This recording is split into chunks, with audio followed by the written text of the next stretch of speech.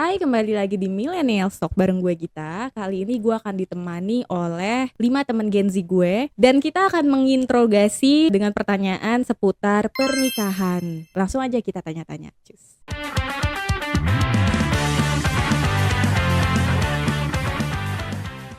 Kenalin, nama gue Daryl Fadli dan status sekarang jomblo.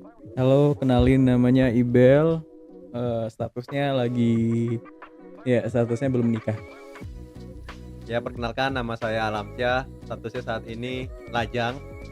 Umurnya sekarang itu jalan 28. Halo, Joseph di sini. Status gue saat ini sedang berpacaran. Sharon 25 tahun taken. Nama saya Bianca Naibita, statusnya single, umurnya 23 tahun. Pertanyaan pertama, menurut kamu nikah ideal itu tuh umur berapa sih?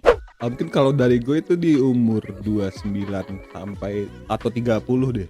29 atau 30? Ya, untuk pria bisa. Untuk pria ya, oke. Sebenarnya kalau ideal itu bukan dari angkanya ya, tapi dari kesiapan secara finansial, mental, sama spiritual juga. Nah, tapi kalau dari angka sih aku nggak matokin deh. Ya, paling kurang lebih gitu. Nikah ideal sih umur 27-28 sih. Sebenarnya ideal itu menurut gue ketika udah siap mental dan finansial udah ada bayangannya nih, udah mulai mencukupi. Jadi kalau buat gue ya kayaknya estimasinya nih kayaknya menuju 30, berarti 29. Kalau menurut saya pribadi sih umur 27 tahun atau 26 tahun. Menurut kamu nikah ideal itu tuh umur berapa? Umur 30. Sebutin 3 hal yang paling wajib kamu siapkan sebelum kamu menikah nanti. Mental, uang, komitmen. Asik. Mungkin yang pertama itu di tabungan ya, mungkin di tabungan di finansialnya gimana, dan kedua tempat tinggal, dan ketiga mungkin calonnya. Hal yang wajib dia siapin sebelum nikah itu ya pasti pertama mental, sama lo tahu esensi dan tujuan menikah itu untuk apa. Yang kedua itu spiritual juga. Yang keempat ya pasti finansial. Tunggu. 1, 2, 3. Iya, gue 4 nggak sih? 1, 2, 4. Tapi lo tadi habis 1, 2, 4. Dari ulang ya. Boleh. Ya paling pertama itu pasti tujuan menikahnya untuk apa, esensi menikahnya untuk apa. Yang kedua itu mental, yang mungkin digabung juga secara spiritual ya di dalam itu. Yang ketiga pasti persiapan finansialnya. Yang pertama pasti pasangan nih. Ya, oke. Nggak bisa nih nikah kalau nggak ada pasangan. Iya kan? Aneh dong tuh. Aneh. Freak. Satu pasangan pasti. Ya. Kedua finansial. Finansial itu biar gimana pun penting sih. Karena kan banyak contoh tuh pernikahan yang nggak didukung dengan finansial yang cukup. Nggak harus kuat, tapi cukup lah intinya. Itu biasanya banyak hambatannya lah di tengah jalan gitu. Makanya harus tetap disiapkan. Oke. Kedua finansial. Ketiga apa ya? Tiga apa Bel? Oh enggak, berarti harus diulang nih. Yang pertama tuh visi dan misi. Visi dan misinya harus siap. Terus yang kedua calon, yang ketiga finansial. Pertama cicilan nih, nyicil untuk tempat tinggal, mungkin ya bisa rumah atau kontrakan atau apapun deh. Kemudian juga nyicil untuk mikirin nantinya gimana sih plan-plan kedepannya, kayak nyiapin asuransi untuk habis nikah kan, mungkin nanti kepikiran untuk mau punya anak, pasti nyiapin asuransi untuk dana pendidikan anak dan sebagainya. Dan juga pastiin dulu udah ada nggak sih kayak persiapan selain keuangan dan dana darurat. Gitu sih kalau dari segi keuangan. Yang pertama itu kita harus punya kesiapan mental yang baik ya. Dan yang kedua itu uang, dan yang ketiga itu investasi jangka panjang. Karena kan kehidupan setelah menikah tuh masih panjang ya Kak, masih butuh banyak uang, jadi kita harus persiapan. Misalnya nanti lo udah ada calonnya, terus lo udah mau nikah. Nah, persiapan resepsinya itu minimal lo berapa tuh budgetnya? Kalau untuk keberlangsungan pernikahannya karena saya tim intimate wedding kayaknya 35 sampai 50 juta cukup ya. Kalau gue sih mungkin 1 juta cukup. Ya mungkin ya dari ya kan ada KUA gratis Betul. dan mungkin yang 1 juta gue pakai buat pengajian di rumah ya mungkin. Kalau dari aku pribadi nikah KUA aja sebenarnya udah cukup yang 600.000. Cuman untuk menjawab ego orang lain juga yang harus ada resepsi, ada teman-teman mama, teman-temannya calon istri, teman-temannya aku, ya paling di atas 50 juta ya kalau ideal untuk aku yang sebagai perantau, bukan untuk aku resepsinya di sini gitu. Kayaknya 50 ke atas. 50 juta ke atas. Iya, soalnya biasanya kalau gue ya kan ada kayak nikah adatnya gitu, dan itu memang biayanya lumayan kalau kayak gitu. Jadi keluarga biasanya nggak mau kalau yang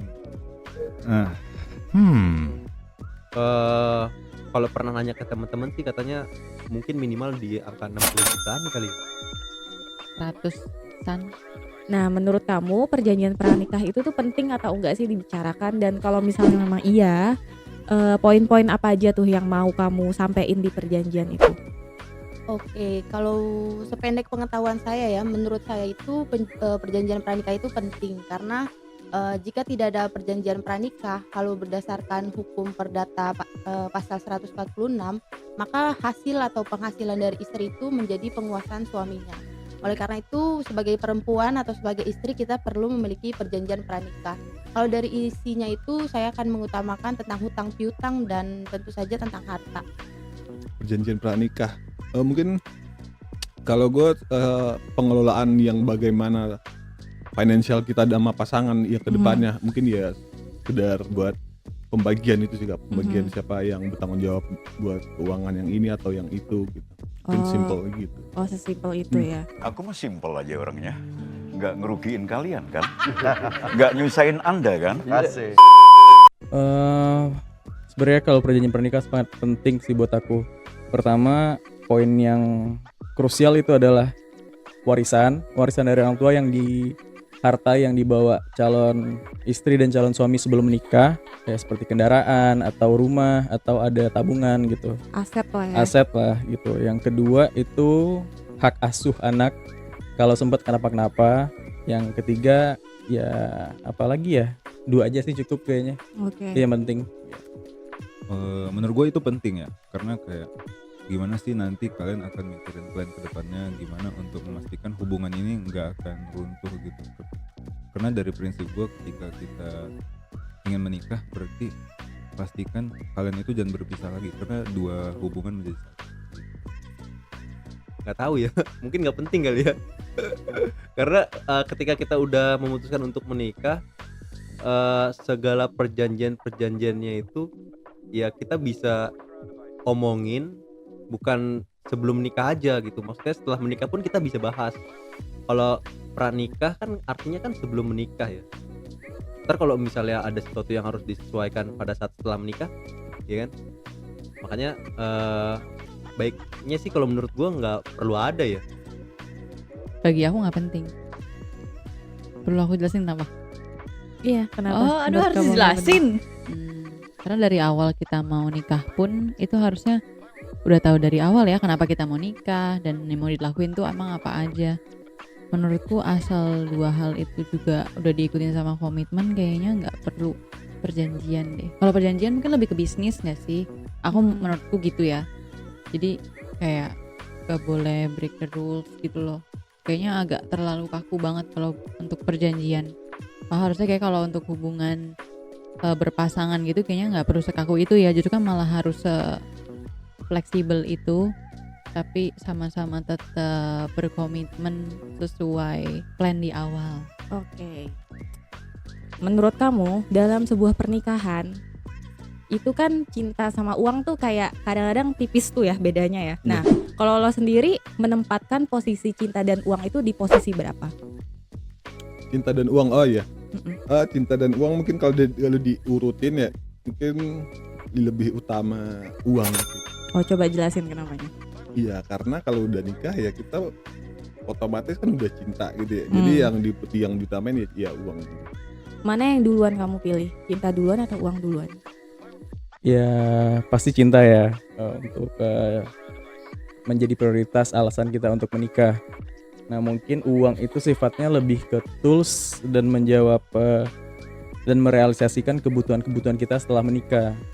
Nah yang paling penting sih nomor 1 cinta, Kita alasannya. Iya. 100% uang dulu, karena kalau kita cinta-cintaan itu butuh modal ya guys, jadi kita harus punya uang dulu baru cinta-cintaan. Cinta. Karena kalau udah cinta kita bisa nyari uang bareng-bareng. Kan? Nah, kalau misalnya uang dulu ntar tapi nggak cinta, ntar nggak ada uang kita ditinggalin. Sedih kan? Pertama nih, ketika kita menikah itu udah pasti ada cintanya. Jangan nikah karena terpaksa, tapi emang atas dasar ketertarikan dan emang udah ada rasa saling mencintai, saling membutuhkan gitu. Jadi yang pasti cinta itu nomor 1. Kalau cinta ini sudah terpenuhi, menikah, kemudian prioritas keduanya adalah uang. Karena ketika kita menikah, kita pasti emang membutuhkan segala macam modal, entah itu mau bikin rumah, mau bangun keluarga lebih baik, dan apapun deh. Jadi keuangan itu nomor 2, nomor 1 adalah cinta. Lebih penting mana? Uang atau cinta? Uang. Cepet banget jawabnya. Soalnya dua-dua itu tuh sebenarnya penting ya. Ada banyak hal soalnya yang aku lihat. Aku lebih sering ngelihat orang gagal di pernikahan karena faktor finansial. Itu sih kalau dari aku ya yang aku lihat. Jadi bagiku uang. Kan kalau dari awal udah cinta dong mau nikah. Pertanyaan terakhir. Persiapan apa aja nih yang udah lo lakuin sekarang buat nanti ke jenjang pernikahan? Pertama dari coba konsisten untuk mengatur finansial. Yang kedua itu mencoba mencari penambahan pemasukan dari cuan saham. Yang ketiga itu persiapan diri dan mental. Persiapannya mungkin gue lagi nabung ya, mungkin lagi nabung buat kedepannya dia kayak buat nyicil rumah mungkin ya, dan juga buat pun kalau misalkan ada resepsi ya mungkin. Persiapannya itu yang pertama sih nabung. Yang pertama nabung. Yang kedua ya nyari pasangan. Kalau untuk pernikahan nanti jujur belum banyak sih. Mungkin bisa dibilang masih ya berapa persen lah mungkin.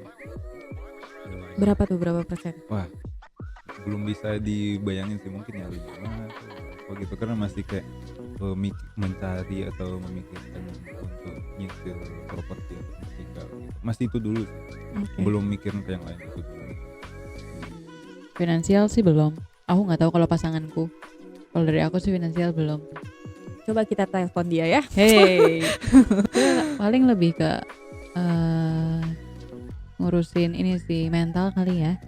Kalau sekarang sih investasi ya, bisa investasi saham, investasi reksadana, karena investasi saham tuh lumayan juga cuannya teman-teman.